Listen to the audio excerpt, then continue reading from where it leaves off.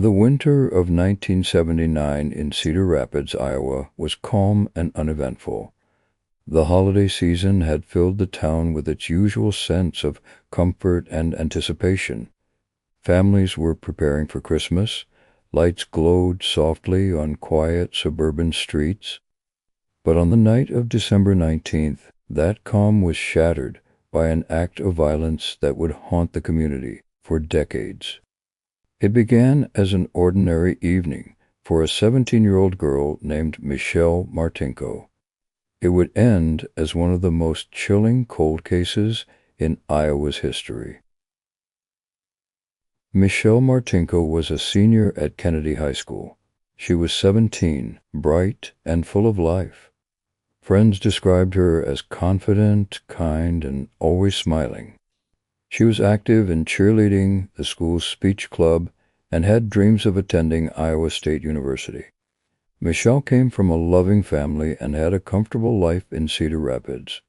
She was well liked and respected by her peers. On the evening of December 19th, she decided to visit the recently opened Westdale Mall to buy a new winter coat. It was a simple errand, one that any teenager might have made during the holiday season. She drove her family's car, a tan 1972 AMC Gremlin. Witnesses later recalled seeing her inside the mall between 7:30 and 9:30 that evening. She chatted with classmates and appeared to be in good spirits. By 10 o'clock, she had vanished. When Michelle did not return home that night, her parents grew worried. It was completely out of character for her not to call. Her father, Albert, began calling her friends. None of them had seen her since the mall. As the hours passed, panic set in. By the next morning, December 20th, the search began. At around 8 a.m., an employee walking through the parking lot noticed something strange.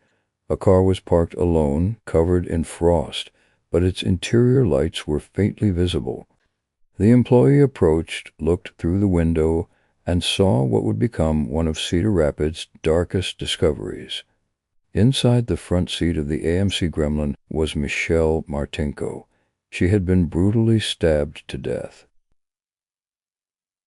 Police were immediately called to the scene. The discovery shocked them.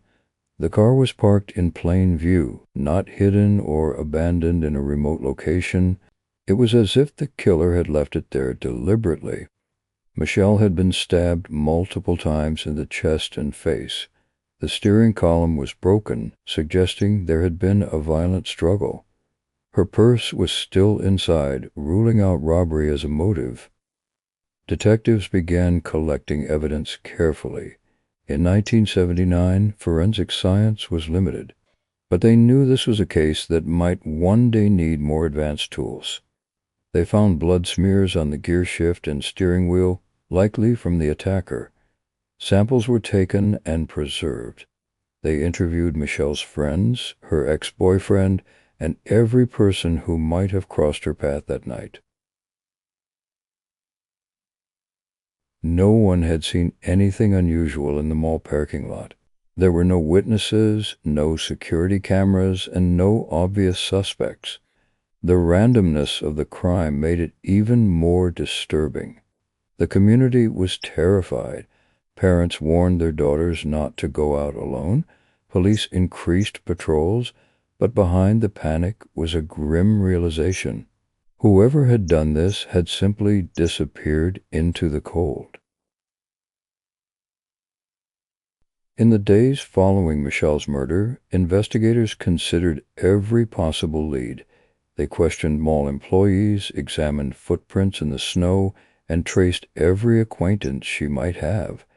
There were rumors that someone might have been stalking her, but nothing solid emerged. The city's sense of safety began to erode. The press labeled the killer the Westdale Mall murderer. For many in Cedar Rapids, it felt like evil had slipped into their quiet town and vanished without a trace. Investigators continued working around the clock, but progress was slow. They had the killer's blood, but in 1979, DNA testing was not yet available. Within weeks, the investigation hit a wall. The case file grew thicker, filled with interviews and dead ends. As the holidays passed and the snow melted, the town tried to move on. But for Michelle's family, there was no moving on. They had lost their daughter in a way that made no sense. By early 1980, police had exhausted every lead. The physical evidence was sealed and stored. The case remained open, but there was nothing left to pursue. The killer had vanished into the cold Iowa winter, leaving behind only questions, grief, and a trail of blood that science could not yet interpret. For the Martinko family, time stood still.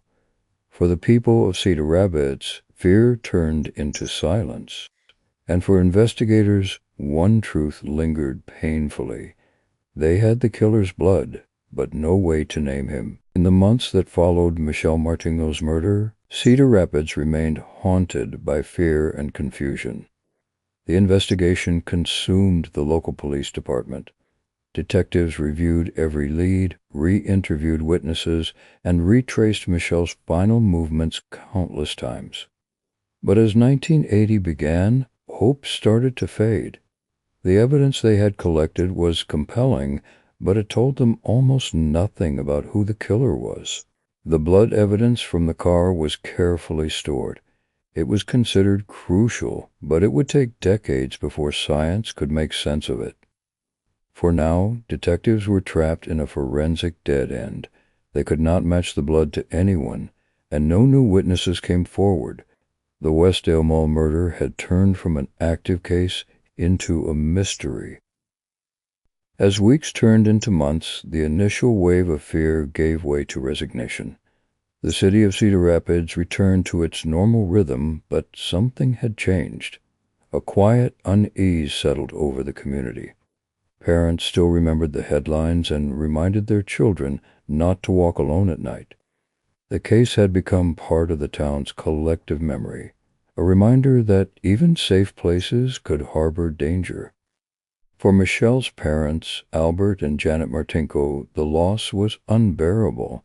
Their home remained frozen in time with photographs of Michelle smiling from every corner. They kept in touch with investigators, hoping for any small update. Every time the phone rang, they wondered if this might be the call that would finally bring answers. But the years passed, and that call never came. Through the 1980s and 1990s, the case remained officially open, but inactive. Detectives would occasionally review the file, hoping that a new suspect or confession might surface. Some believed the killer must have been local, someone who knew the layout of the mall, who could approach Michelle without drawing attention.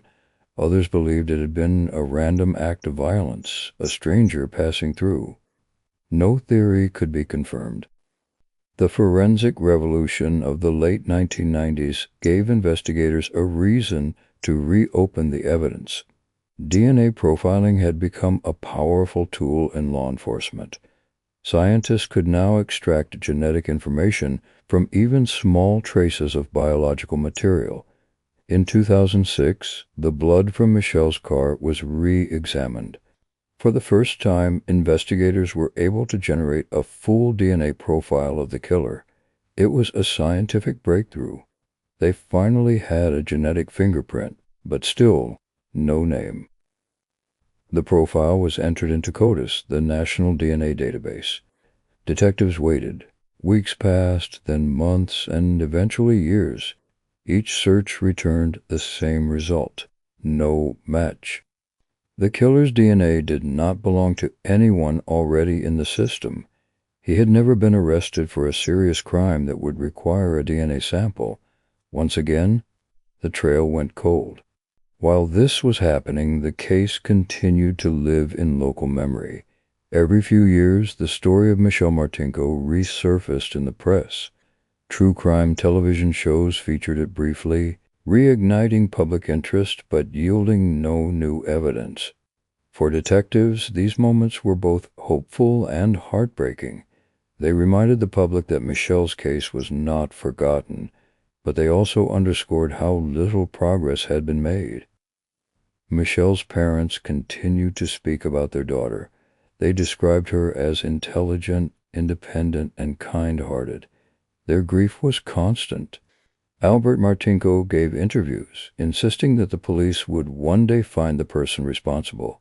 He trusted the process, even as the years turned into decades. His wife Janet struggled with the pain of unanswered questions, but she too remained hopeful that justice would eventually come. By the early 2000s, most of the original investigators had retired.